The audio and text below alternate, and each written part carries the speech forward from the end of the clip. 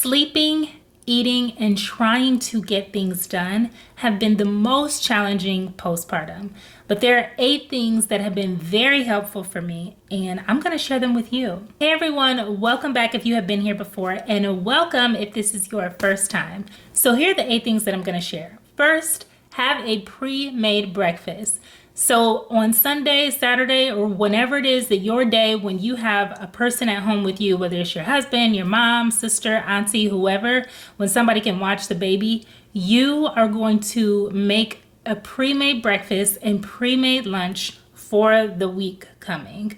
So maybe you can have somebody do this for you, or maybe you can do it yourself, but regardless, I recommend you having pre-made breakfast. So what I did was purchase a pack of English muffins, some eggs, sausage, and cheese, and made a sausage, egg, and cheese English muffin sandwich.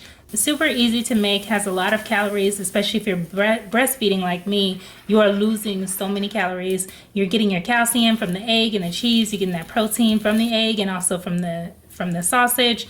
So I think it's just a great breakfast to give you some energy to prepare you for the day. And it's something that you can just pop in the oven and have ready. And even if you're holding baby, you can just pop it right in the oven. So what you are going to do is make the sandwiches in advance, pop them in the freezer, and then every morning, the day after that, you're just gonna pop them in the oven and warm them up, and you are good to go. And then the same thing for lunch. So for me, one of the lunches that I did was pizza. So I just bought some pizza bread from the store that is already made, some pepperonis, some pizza sauce, and some mozzarella cheese. If you wanna get fancy and add you some peppers and some mushrooms and some sausage, go right ahead. But I just wanted to do something super simple, super quick, and super cheap. So have those already made. Just put the pizza on a foil, make it on the foil, and then fold the foil over the pizza, slide it right into the freezer, and then when you are ready to eat it, just take out a pizza for the morning, have it thawing out in the refrigerator, and then pop it into the oven once you are ready for lunch. Dinner, I have not done anything for dinner because typically when my husband comes home, he'll cook dinner or we'll eat some leftovers, maybe that I've cooked or that he cooked. So dinner is usually something that I don't have to think about, but breakfast and lunch, hands down, because I don't know if you are like me, there have been moments where I wake up and I don't eat until like 1 o'clock in the afternoon because I'm taking care of baby. And there are so many people who will continually tell you, make sure you take care of yourself. Make sure you're taking care of yourself. This is how you take care of yourself, because it can be very difficult. Like for me, even taking a shower can be difficult because, baby might be crying or baby may want to be held, and you can't hold baby 24/7 as much as you probably want to. It's just impossible. So making breakfast often gets neglected. Making lunch often gets neglected. But this is a way where you can take care of yourself while still taking care of baby. Number 2, invest in a baby carrier. This has helped me so much. If you are like me, you probably see things that need to get done around the house, whether it's folding some laundry or wiping down some things. You want to just kind of tidy things up, or you may want to, maybe do some decorating or like change out some things for the fall. Just doing things around the house to make you feel good, and maybe you see a mess and you want to clean it up. But I think most women, when we're at home and taking care of baby, you start to see things around the house that you want to get done. But if you have something that they call Velcro baby, where basically the baby constantly wants to be on you and doesn't want to be put down and constantly wants to be held, investing in a baby carrier is huge and will help you get so much done. And also what I found for me is that my baby oftentimes when she's in the carrier will fall asleep, and then most of the time I'm able to put her down in her crib to finish her nap in the crib, and then I can just continue getting things done. So invest in a baby carrier.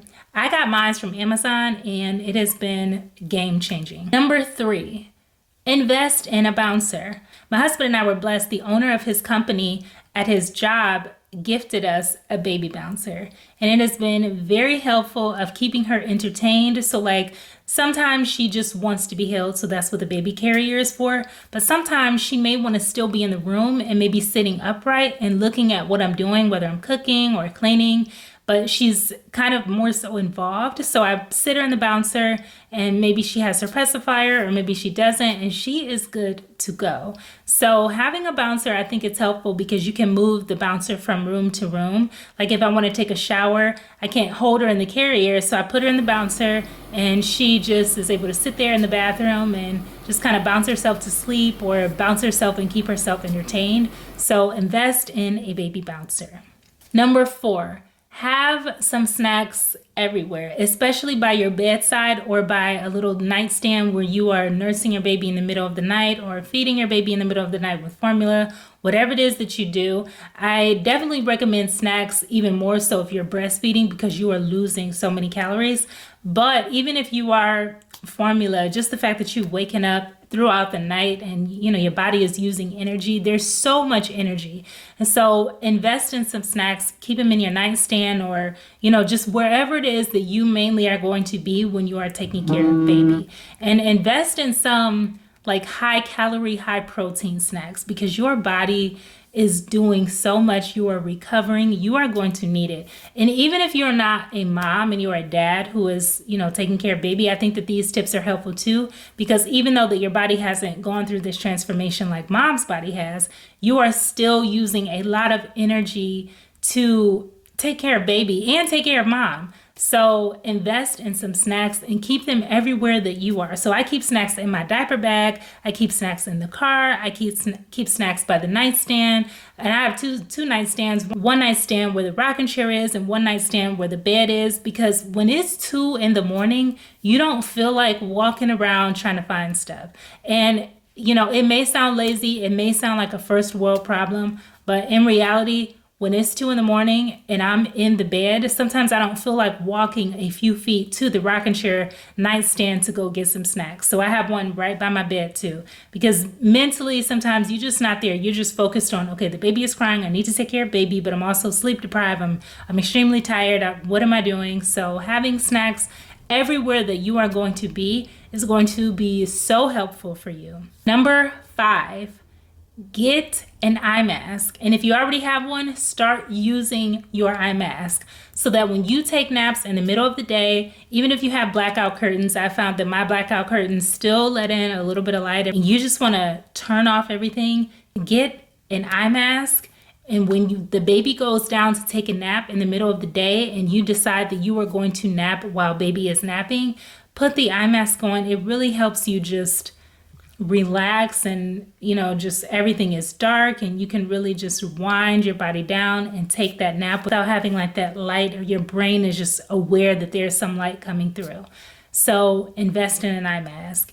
Number 6 is related to number 5, which is earplugs. Invest in some earplugs. Now, don't be turned off by earplugs thinking that you won't be able to hear the baby cry. You, trust me, will still be able to hear the baby cry, especially if you're sleeping in the room with the baby. So for me, we have the bassinet set up in our room until she gets older and is able to sleep in the crib by herself throughout the night. Now, sometimes she does nap in the crib, and sometimes if I just really need a break, if she's like constantly moving in her sleep and it's waking me up, I'll put her in the crib. However, I can still hear her down the hall with my earplugs in if she starts crying. And I can definitely hear her when she's in the same room with me, even before she starts crying.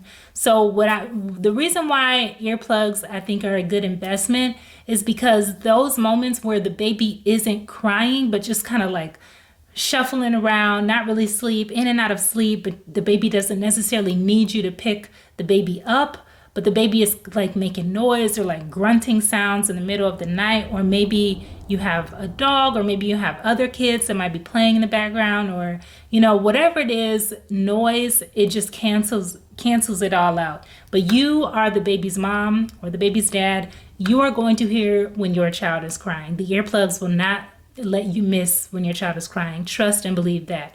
But the earplugs do cancel out unnecessary noises that you just don't need to be hearing. So it might be a thunderstorm happening in the middle of the night, earplugs. It might be toddlers running around in the middle of the day and you're trying to nap when baby naps, earplugs. The dog might be barking at the mailman coming up, earplugs. Although I will say sometimes earplugs, you can still hear the dog, but your brain right now is very attuned to listen for baby. So Any other noises that are unnecessary, you might not really pay that much attention to. And also just earplugs can really just block that noise out. Car traffic, if you live near a railroad track, like whatever it is, blocking out all unnecessary sounds, and even sounds from baby that are just not necessary, where you don't need to do anything for baby. Baby is just doing baby things. Number 7, get a water bottle and place it by your bed so that, again, you don't have to get up and walk far places in the middle of the night. And I know walking from your bedroom to the kitchen is not really that far, but when it's like 2 and 3 in the morning and you are very tired, you're not going to want to walk all the way to a different room just to get a drink of water. And this is probably a given, but it's just, I think, a good reminder. Have a water bottle at your nightstand or wherever it is that you are going to be when you are taking care of baby. I also recommend having a water bottle in your diaper bag or vehicle, so when you go to doctor's appointments or running around to the store, you're not dehydrated. Especially if you are breastfeeding. Again, breastfeeding is taking a lot out of you and you need to be replenishing yourself. And staying hydrated is one of the best ways to do that, in addition to having snacks. But keep a water bottle everywhere that you are going to be where you are taking care of baby. So even if you're in the kitchen or in the basement doing something like doing laundry, washing clothes, in the bedroom, wherever it is. Sometimes I even take my water bottle in the bathroom if I want to take a nice hot shower and wash my hair and I have baby in the bouncer and I don't feel like leaving the bathroom when I get dehydrated or, whatever. So I just have a water bottle in there too. And even snacks as well if I need them.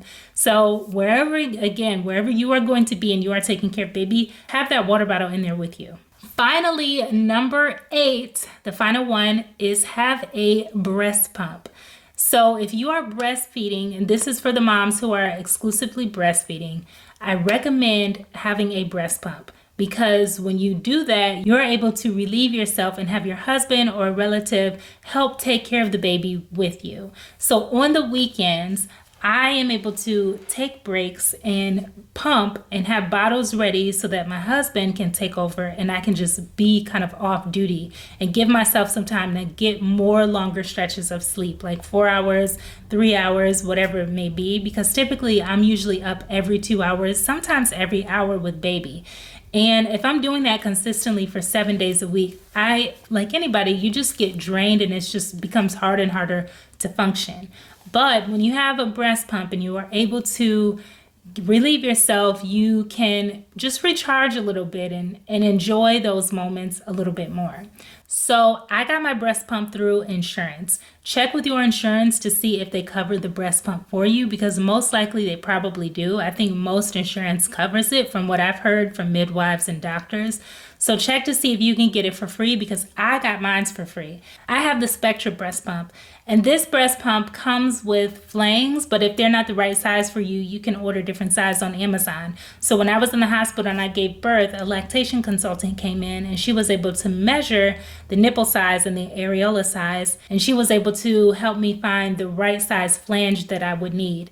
So if you just talk to a lactation consultant and, make an appointment, or you might be able to just measure at home yourself, but just have it measured so that you get the right flange size, and it just makes it more comfortable when you are pumping. Now, I know that there's also other breast pumps out there that are hands-free. The one that I have comes with cords, but there are some where it's hands-free, so you can be doing things around the house and pumping milk. I didn't get that because that wasn't what insurance covered. But if your insurance covers that, definitely, look into that, check that out. But regardless, get a breast pump. That way you can have a break. So those are the things that have been helping me to be able to sleep, eat, and get more things done. If you have any additional things that have worked for you, feel free to leave them in the comments below. And if this video has helped you and you have enjoyed it, be sure to like this video and subscribe to my channel so that you don't miss more videos in the future. Thanks so much for watching, and I will see you in the next one. Bye!